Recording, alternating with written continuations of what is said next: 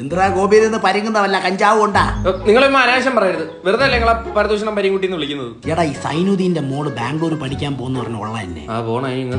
ഇപ്പോഴത്തെ പെമ്പിള്ളാരെന്ന് ശരിയല്ലടാ. നമ്മുടെ ജംഗ്ഷനിൽ തന്നെ കുട്ടി നിക്കറ് ഇട്ട് തുടയും കാണിച്ചോണ്ട് നിക്കുന്നത്.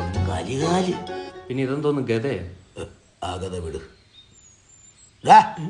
ഇങ്ങോടാ. എന്താടോ നീ ഇന്നലെ ബസ് സ്റ്റാൻഡിൽ നിന്ന് പരിങ്ങണുണ്ടല്ലോടാ. ബസ് സ്റ്റാൻഡിൽ ബസ് കയറാൻ നിന്ന് അല്ല ഫ്ലൈറ്റ് കയറാൻ പറ്റൂ. പോടാ അടുത്ത ഫ്ലൈറ്റ് കൂടി പോടാ. ഇവന്റെ ഭാര്യ അവിടെ ജോലിക്ക് വന്ന് ടെക്നോ പാർക്ക് കണ്ടാൻ്റെ കൂടെ ഏത് പാർക്കിൽ ഇരിക്കാന്ന് പഠിച്ചോനാ. എന്റെ പരതോമ നിങ്ങൾക്ക് എന്ത്? നിങ്ങളാ ജാഫർക്കട മോന്റെ കല്യാണം മുടക്കി എന്തിന്? മുടക്കും. നിങ്ങൾ അവനെ നേരെ കണ്ടിട്ടുണ്ടാ? കണ്ടിട്ടുണ്ട്. LKG പഠിക്കാൻ നേരത്ത് UKG പഠിക്കുന്ന കൊച്ചിന്റെ പാർലേജും കട്ടോണ്ട് ഓടിയവനാ. അന്നേ വിടക്ക ഇവൻ ഈ ദുബായി പോയി ഇത്ര കായ് ഇവിടുന്ന് മരുഭൂമിയിൽ നിന്ന് ജമാലുദ്ദീന്റെ കുടുക്ക് കിട്ടിയ അലാവുദ്ദീന്റെ വിളക്ക്. അതെ, ഈ ജാഫർക്കട മോനെ അറിയോ? പിന്നെ ജാഫർക്കട മോനെ പറ്റി ചോദിക്കാൻ വന്നത് ഞാൻ പറഞ്ഞോളാം.